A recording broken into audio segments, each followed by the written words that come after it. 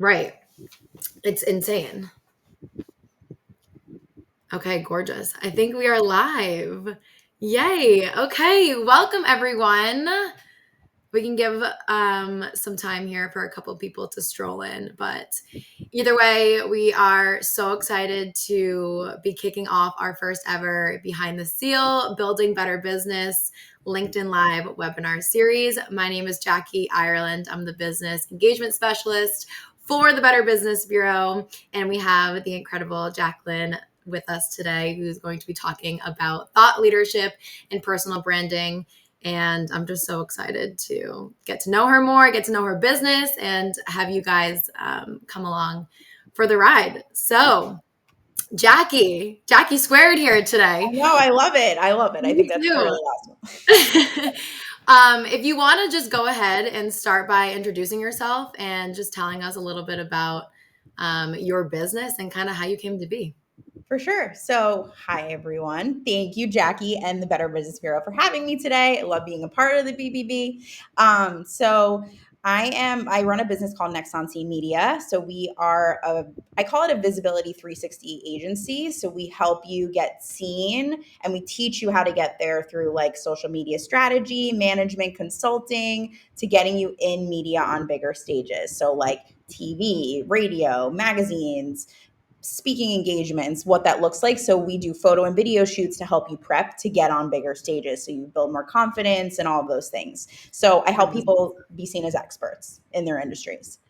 That is really cool. And just out of curiosity, where did Next on Scene, like the title, the name, where did that come from? No, it was a great question. So I'm a New Yorker, and I moved to Boston 10 years ago, and I didn't know anybody here. And when I first launched, I had actually just finished working for Top Chef on Bravo. I don't know if anybody has seen that, but I just finished, and Oh, that's incredible. It was super fun, super fun. And I was working with Padma. I was her assistant stylist, and everybody kind of scattered and went back to New York and California. And they were like, Jackie, come with us. And I'm like, no, like, I can't do that. Like, I have to stay here now. I took a leap of faith and moved. Like, I got to stay and stick this out. Right. So long story short is I kind of fell into this startup radio podcasting 10 years ago before podcasting really blew up. And I started experimenting with how to get people visible. And it kind of led originally with the name called Get Seen. So my original business name was Get Seen. And then I almost got sued for that name. And we could deep dive into that more later. But there are other people that had something called like Seen. And I didn't know anything about anything in this. Like I had just started my business. And so I actually ended up hiring a trademark lawyer that helped me realize that Next on Scene could be my own and I could trademark it and protect it. And that's how it became Next on Scene. That is incredible. Well, that's honestly great because one of the questions I did have for you is what was one of the challenges you kind of ran into as an entrepreneur or starting your business? So I feel like that is a great overall answer to that question as it is. And I feel like a lot of people do run into a trouble like that because if you don't know any better, you're just starting out. I mean, there's only so much you know beforehand. Right. Exactly. So that's really cool. That's awesome to know and just a great story to kind of see the growth and kind of where you are now. But as we mentioned in the beginning, we are talking about thought leadership and personal branding. And I think this is a very prevalent topic in terms of social media, the influencer era, and kind of trying to define each of those terms and really weed out what that means for an individual and a thought leader to want to better their business. So if you could, what is thought leadership to you and how do you define becoming a thought leader? So a thought leader is a niche of something you're seen as an expert in. That's how I define it. I feel like when it comes to how you want to present yourself and be memorable about something very specific, that's a great way to do that. And some examples of that, like for people who are watching this, are like Mel Robbins, Words of Wisdom. Like she's constantly sharing wisdom, right? She is absolutely a thought leader. I would say like Ryan Serhant from Bravo. He now has his own like show on Netflix. He's known for real estate. Gary Vee, known for marketing. Like there's one specific thing you think about with people, that's a thought leader. So that's how I define it. That makes sense. And so when somebody is an expert in their field, what kind of takes them from being that expert into being a thought leader? How do they cross over that threshold? So I think you really have to find yourself, honestly. Like I always say, Mm. personal brand, which I know was something we were going to talk about too, but you need to Yes. start with a personal brand to figure out what your thought leadership expertise is. Because you think about people that are influencers, they talk about a lot of different topics, right? So it's Right. like, it's really important to figure out and experiment what you're super passionate about and what's the most authentic to you to talk about. And that should be your thought leadership piece versus like your day to day influencer stuff. Like, Right. So that makes a lot of sense because there is a huge difference between being an influencer and being a thought leader. mhm. And so I also would love to hear your take on the difference between content marketing and being a thought leader, and also kind of how you work together between those two. Yeah. So I feel like content marketing can be very broad, especially when businesses are starting out. Like you kind of need to see what sticks, right? Which is kind Mhm. of what I just talked about. So I think it's important to like, I always share this every time I talk to somebody. Like you want to educate because you want to show your expertise in something, no matter what that is. When you start doing content marketing, you want to sell something because usually you are a business owner or you own it, like you're a corporation, whatever it is. And the third one is you want to like share something personal. So you want to let people in, right? So that can be super broad. Those are great content marketing like structures to get started with. And then as you build and see what sticks over time, then that really allows you to determine like, okay, this is something that I could be a thought leader in. Like this is something that Right. like even as a business, like people are resonating with the most. And so that can be our unique niche to really build on and be, spread to wider audiences, if that makes any Right. sense. No, that makes a lot of sense. And it also makes me wonder too. I think a lot of people can run into the challenge of not necessarily knowing how to be authentic and trying to find that piece of themselves. How did you, in your individual story, kind of find the comfort and confidence to show up authentically to become that thought leader? Life experience, Yeah. if we're being totally honest. No, Like that makes a I lot of sense. I like to walk my talk, and so everything I share is because it's things that I've actually been through. Mm, And so, like, building a business and creating marketing structures, like, I've done the things, and there are things that have been super successful that I feel confident to talk about. And there are things that have sucked, but I have to share it. Like, the way that I, right. like, almost got sued and, like, had to get trademarked. Like, these are real life circumstances, right? So it's just like people resonate with different areas. And so you just see what sticks. And Right. that's kind of how you figure out that path. And I feel like that's again so prevalent right now, especially through social media, and people want that authenticity. And that's what's really going to make you stand out because as much as we love, a lot of us love to appear like our business is perfect, our lives are perfect, and nothing can really go wrong. It's not, it's the furthest from the truth. And so having somebody like you and other thought leaders kind of stand out and using that authenticity and the realness, I think makes you so relatable. And I think that's how it's been really cool to get to know you and your business and see that growth because all you've really been doing, obviously, aside from being an expert in what you do, you have completely shown up as yourself and you've kept it real. And I think that's what makes people so drawn to you. Thank Um, you. yeah, of course. And moving into a little bit of social media, I think, again, it can be a challenge for people feeling as though they need to keep up with the trends. They need to be doing what everybody else is doing. What can you say that has really helped you or recommend in terms of social media and the pressure that people feel they need to be following the trends, doing the same thing as everybody else is doing, posting as many times as they can per day? What have you Mhm. found that really works well for you or that you kind of can recommend for somebody maybe just starting in the social No, media that's so good. So good. Because every person has their own theory. And I'm just being totally blunt, right? Like, if you're listening to this, this is my world? theory and what works for me and what I've shared. So I Right. always say less is more, right? Like, people, a lot of Mm, marketers, you got to be posting on TikTok multiple times a day. Exactly what you just said, like all the things, right? And I don't disagree with those theories. Like, you have to do what works for you. But I always say, like, 3 days a week posting every platform you can do. Like, they have schedulers now, you can upload one time and it goes to everywhere, right? Like which is so nice. so like simplify your process 3 days a week. And I always tell people spend more time engaging because that's what's really going to drive the Mm, traffic to your posts and it's going to show your authenticity because you actually give a crap about what people are saying, you know what Right. I'm saying? And it shows that you're making the time to put into other people, which nobody does anymore. So like Right. allow yourself to find a way to stand out in other people's things that's going to drive more traffic back to you, which helps you in your thought leadership growth, personal brand, like all of those things. So 3 days Right. a week is my advice. Like educate, sell, and something personal, share every week.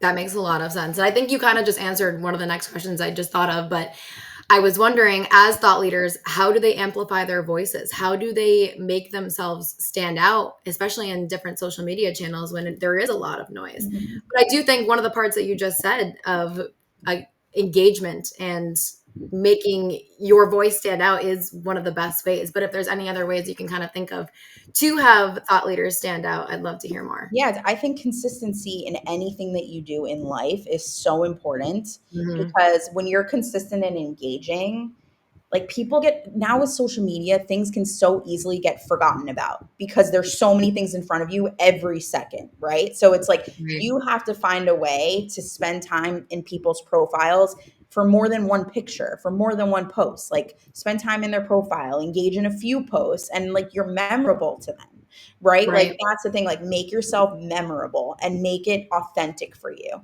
Because I think sometimes people just post and they just comment really quickly, do one emoji and they move on. And it's like, that's really nice, but like, how many other comments and Yeah. are doing the same thing? You just get forgotten about. So, like, It almost yeah, seems like systematic. It's not exactly. real. Exactly, which is sad, and it's just the truth because people are busy, right? Right. So it's like you have to find unique ways to stick with people, and that's really how your thought leadership grows, you know. And I think a lot of people use LinkedIn as a platform. Like, even I know one of the things you're going to talk about too is like working for a corporate company and like how to stand out in the corporate field. Yes.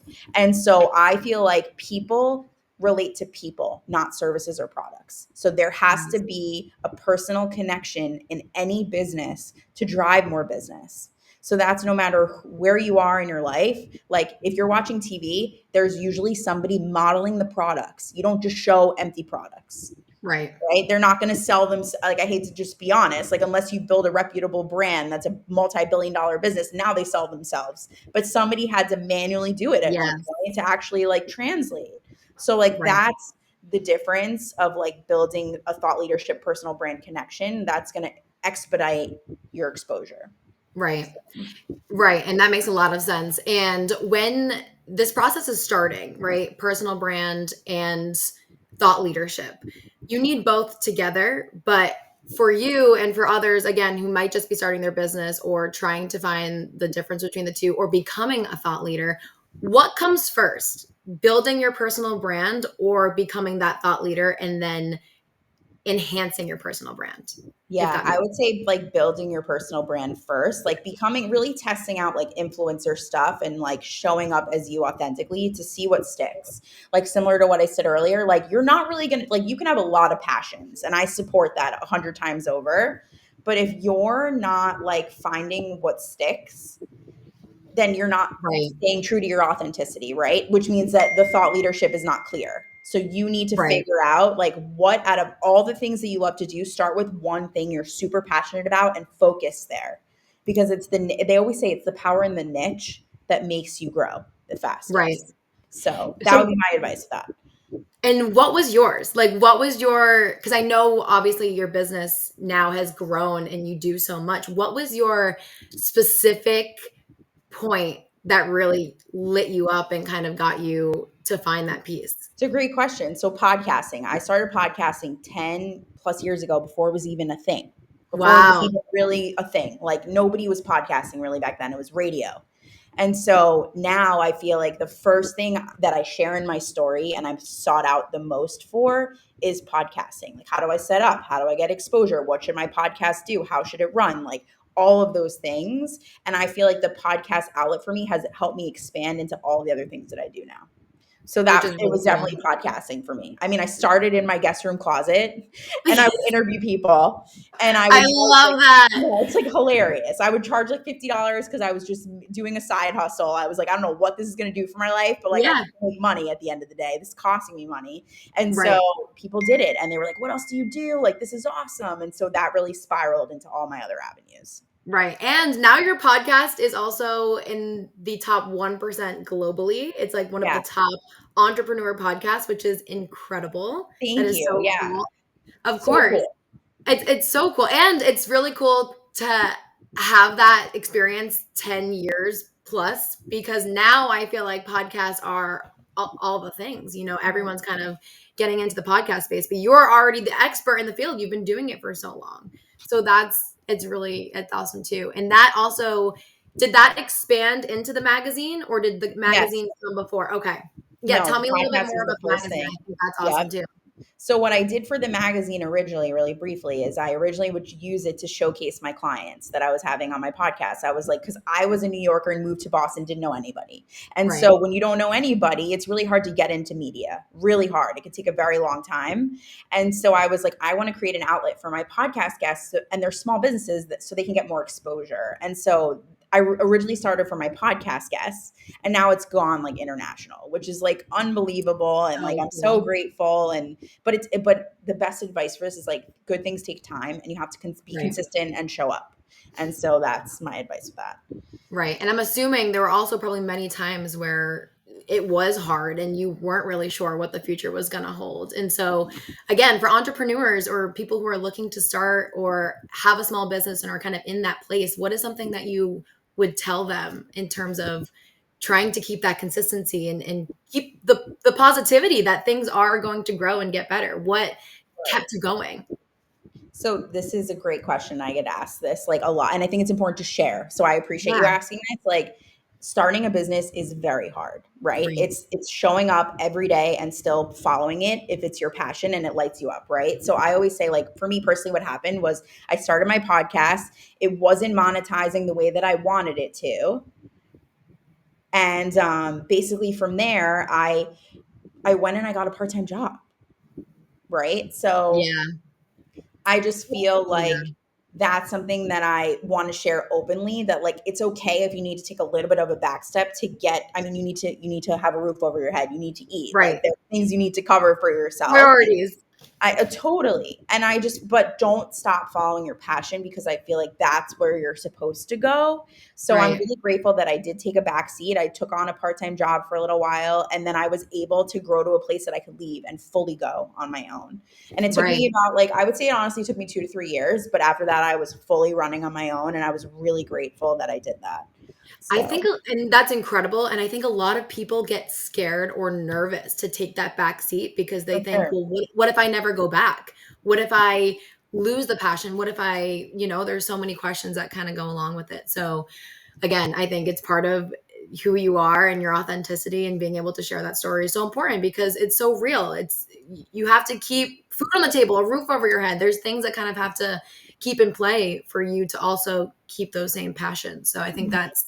that's incredible. And it's cool. Again, it must be really incredible to look back at times like those and then see where you are now, and you're like, it was worth it. All of that was worth it, and it was all kind I of mean, meant. let's be honest, like, entrepreneurship is like skyrocket, tank, Right. skyrocket, then you're coasting, then you're skyrocketing, then it's the journey. You just got to Right. sign up for the journey. Like, that's what it Right. is. Like, And when did you open this? Like, how many years ago was it? Because I know you said you started so your podcast 10 years ago, but when yeah. did Next on Scene Media really So officially start? 2016. So I've been in business for 9 years about. Okay.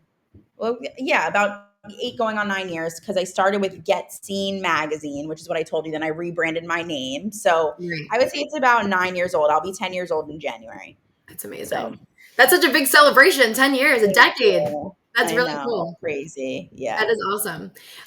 Well, it also just reminded me, if you want to go a little bit more in depth with the trademark and kind of how you learned about that, and a little more detail of kind of what that entailed, and even like advice or tips to kind of look into for those, again, who might be running into some trouble like that, would be For great. sure. So I mean, it's unfortunate events that kind of led me to learn Right. about this, like I shared, but I think it was a really good learning lesson. As you grow, you get haters. Okay. Let's just be honest Yeah. here. The You bigger get you get, people, the yeah, more haters. which is, you know what? That means you make it. So congrats Yeah. to you. Okay. Yeah. Like, it That's means a you're win. making it. It means you're making it. I always tell people, like, it's fine. You know what I mean? But there are always going to be people that feel threatened as you grow.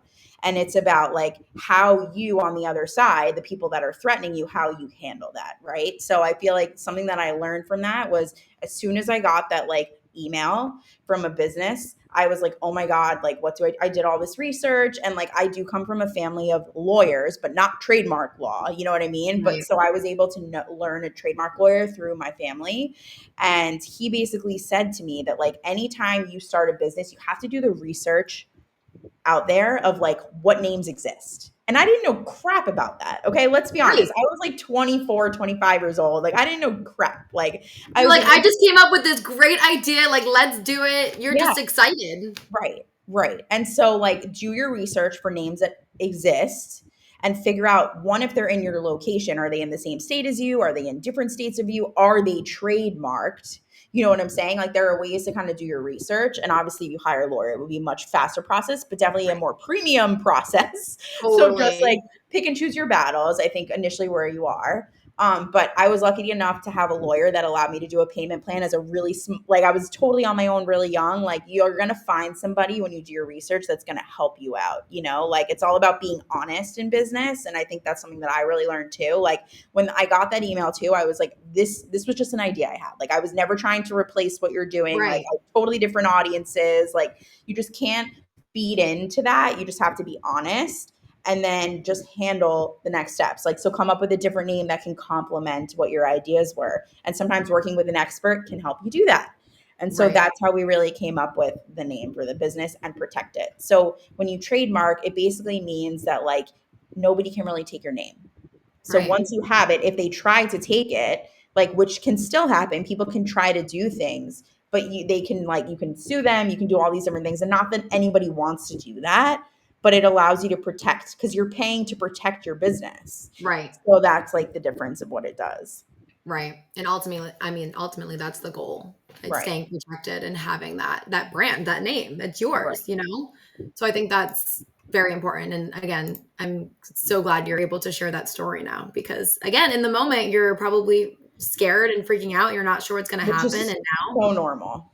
so normal. And I can guarantee so many other business owners have probably gone through something like that before as Mhm. well. So definitely huge, very important to share. Aside from that, I also did want to touch back on something you mentioned previously, and that was for those who are not necessarily business owners, they aren't necessarily in a position of power within their company, but they are an aspiring thought leader, and they're trying to convince people at their company who hold the budget power to invest in something such as personal branding or thought leadership. How do they go about having that conversation, and how do they make it convincing or worthy to add into their firm? I think they really, first of all, you need to do your research in the industry that you're in. That's always Mm, the first thing that I say. Like in the industry you're in, because every business has a competitor, whether or not, like, we don't have to call it a competitor, but there are people doing what you're doing. right. So, how are they showing up and how are they doing their marketing at people that might be like well known in their industry for it, right?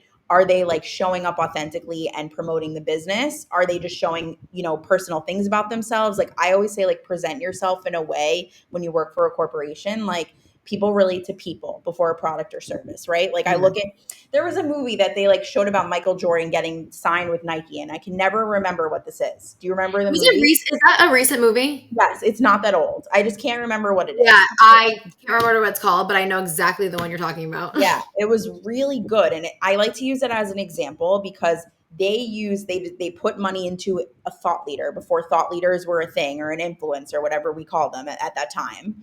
Right. And Nike skyrocketed because he was a basketball player, and he like really, I don't even think he went in knowing that he wanted to do this in his business, but because the corporation saw it out as like a good investment for themselves, they skyrocketed like tenfold in their business. So like if you're somebody in a corporation listening to this, or like you are a corporation in general and you're listening to this, I think it's important to invest in this, to hire somebody of influence, because it will skyrocket your business. It absolutely Right. will. Like it's finding the right person for it too. That's why I said the research is really important.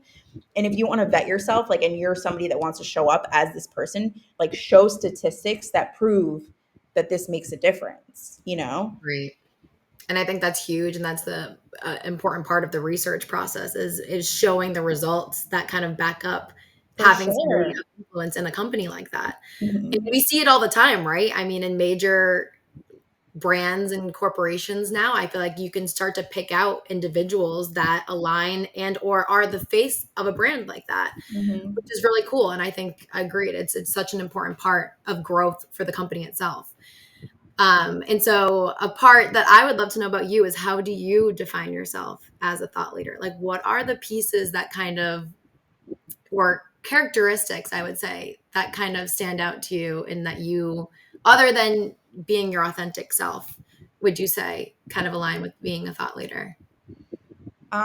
I mean, I think honesty is so important, Mm, really important, because I think people can see that through the camera. Like 100, like I, for especially because I sure. teach this day in and day out. Like I can Yeah, tell when you're getting like sponsored by things and it's not authentic to you. Like why even completely. bother? You know what I'm saying? Like not Yep. worth it at all. I'm not going to be buying it because it's not doesn't make sense for you, Yep.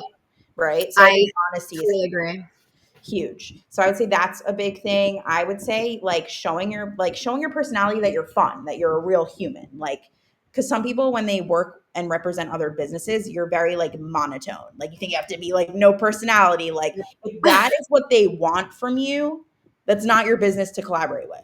Like it's not Right. the business to collaborate with. It's not authentic to your business. Like I think like you have to show who you are. Like, yes, authenticity is the word, but I also think it's like personality traits need to come out too. Like, are you funny? Like, are you like a happy go lucky person, or are you just serious and you're just a serious Mhm. person? Like, fine. Like, just be authentic to that and like be honest with that.